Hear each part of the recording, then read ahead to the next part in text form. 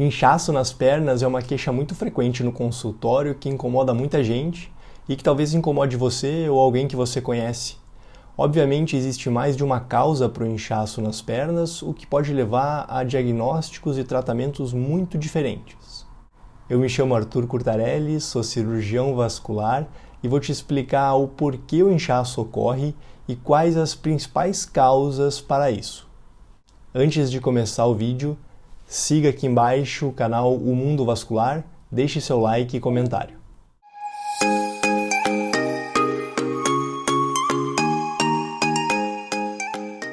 O inchaço nas pernas pode ser ocasionado por diversas situações. Inflamação e infecção no membro são causas possíveis, mas o acúmulo de líquido nas pernas é o principal culpado.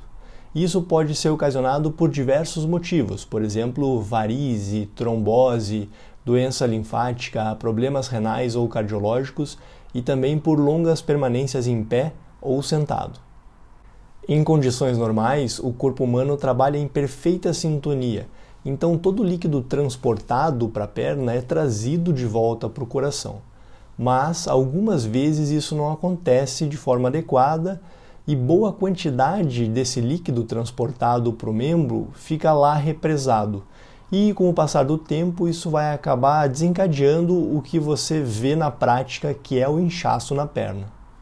Esse represamento do líquido pode ocorrer por dois principais motivos.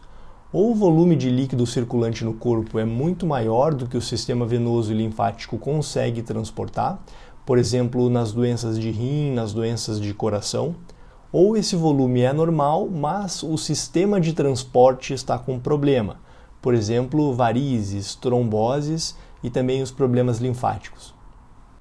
Nós médicos usamos algumas características para diferenciar as causas de inchaço. Eu vou te explicar, então olha só. Se o inchaço é em uma única perna ou em ambas, se ele acomete apenas a perna ou se ele acomete a perna e também o pé, se ele ocorre mais no fim do dia ou se ele é igual durante o dia inteiro e também se ele está associado a algum outro sintoma, como por exemplo dor, vermelhidão na perna e também febre. Vou te explicar então as principais causas de inchaço na perna, começando por aquela que é disparado a mais temida pelos pacientes, a trombose. Trombose ocorre quando o sangue que está em estado líquido circulando no corpo humano coagula, e aí ele se transforma para o estado sólido. Eu tenho um vídeo aqui no canal explicando isso, não deixa de voltar aqui nos vídeos para dar uma conferida. Quando isso ocorre, o coágulo dificulta o retorno do sangue para o coração e o sangue que fica represado na perna acaba desencadeando o inchaço. Normalmente isso ocorre de forma súbita, causa muita dor e acomete apenas uma das pernas. Outra causa bastante questionada pelos pacientes para inchaço nas pernas são as varizes. Quando o paciente tem varize, as veias não transportam de forma adequada o sangue de volta para o coração. Porque olha só, uma veia normal, ela é fina, ela é reta, ela transporta o sangue em sentido unidirecional, igual uma avenida de carro, sabe? Então ela traz o sangue de baixo, lá do pé, para cima, de volta para o coração. Agora, quando a veia fica doente, e aí o paciente tem varizes, ele passa a ter uma veia alargada, tortuosa, que além de levar o sangue de baixo para cima, parte desse sangue retorna para a perna de cima para baixo e isso nós chamamos de refluxo ou incompetência venosa. E essa quantidade de sangue mantida na perna é que vai acabar desencadeando o inchaço. O inchaço às custas de varize pode ser de um único lado, mas pode ser também dos dois lados, né? Depende se o paciente tem varize de um ou dos dois lados. Ele não costuma causar dor e ocorre de forma mais intensa no fim do dia, quando o paciente permaneceu longos períodos de pé. Alguns pacientes sentem um pouco de dor na perna, tem alguns também que queixam de coceira. Algo muito semelhante acontece na gravidez, na gestação, porque com o aumento do tamanho do útero dentro do abdômen, o retorno do sangue fica cada vez mais difícil. Isso vai piorando conforme o bebê vai crescendo e a gestação vai passando. Algumas vezes o útero pode até acabar comprimindo o sistema venoso do abdômen. Com a dificuldade de retorno do sangue, as pernas acabam inchando.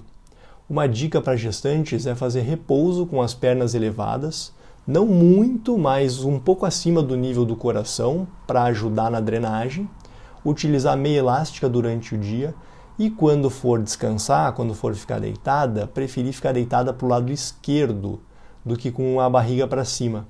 Isso diminui a compressão das veias do abdômen e facilita a drenagem do sangue. Outra parte da circulação responsável por trazer o excesso de líquido para o centro do corpo é o sistema linfático. Esse é super famoso, né? Todo mundo conhece. Quando esses ductos, os ductos linfáticos, estão alargados ou ocluídos, isso acaba por ocorrer ou por uma doença hereditária ou por uma doença infecciosa. Todo o excedente de líquido, chamado linfa, fica represado na perna, e isso também vai levar a um inchaço. Quando o inchaço é ocasionado pelo sistema linfático, ele também pode ser apenas de um lado ou dos dois, de ambas as pernas. Não ocasiona dor, mas costuma acometer a perna e também o pé. É aquele pé em pãozinho, sabe? Fica bem gordinho.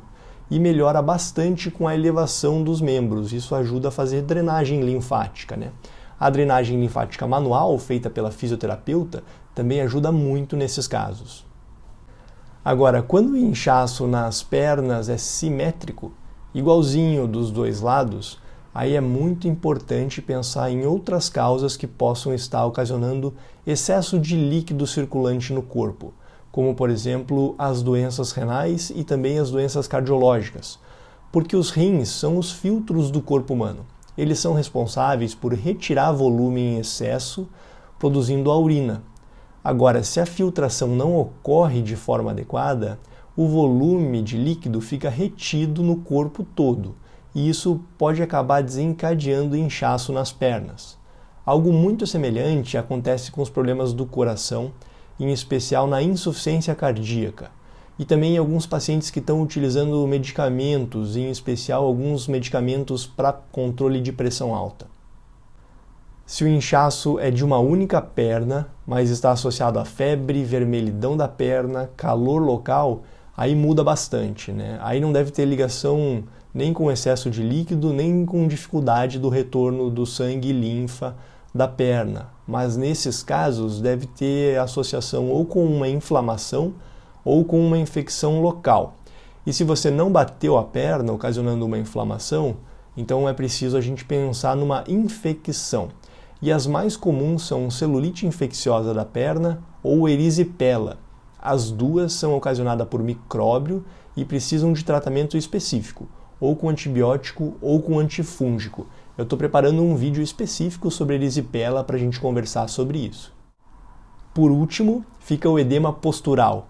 Edema em medicina significa inchaço, e nesses casos ele é postural porque não tem relação nenhuma com doença, não tem relação nenhuma com as causas anteriores que eu falei aqui no vídeo. Esse inchaço ele ocorre apenas porque o paciente fica muito tempo em pé ou sentado. É o famoso inchaço do viajante, né? Muita gente queixa disso no consultório. Ele não causa mal nenhum, mas incomoda bastante porque no fim do dia ou no fim da viagem as pernas estão bem inchadas e até marcadas pela meia ou pelo sapato. Acontece bastante em mulheres de meia idade. Olha só a importância da gente diferenciar os tipos de inchaço, né? Deu para ver que eles não são todos iguais. Os inchaços muito súbitos, que ocasionam diferença de tamanho nas pernas de forma muito aguda e que estejam associados a dor intensa ou febre, esses devem ser avaliados imediatamente por um médico. Se esta é a sua situação, então é muito importante você passar numa consulta de forma rápida. Mas os inchaços que já duram alguns meses, são iguais em ambas as pernas, ou seja, são simétricos, que são discretos pela manhã, mas que pioram no fim do dia, estes podem ser avaliados por um cirurgião vascular de forma ambulatorial. Com certeza, além do exame clínico, a investigação do motivo do inchaço vai envolver alguns exames de sangue e também um ultrassom vascular com Doppler. O tratamento do inchaço só pode ser definido após o diagnóstico preciso da causa. Obviamente, o tratamento para um inchaço secundário a uma infecção de pele não é o mesmo para um quadro de varizes ou para um episódio de trombose. Então tá aí o motivo de você precisar ajuda para fazer o diagnóstico definitivo do porquê a tua perna está inchando. Mas tem algumas medidas que você pode tomar agora mesmo para avaliar como se comporta o inchaço da tua perna ou da perna de alguém que você queira ajudar. Por exemplo, descansar com os membros elevados acima do nível do coração. Não é muito alto, mas um pouquinho maior, um pouquinho acima do nível do coração. Isso ajuda na drenagem para o centro do corpo, para ver se esse inchaço diminui ou não. Fazer uma atividade física para o fortalecimento da musculatura também pode te ajudar.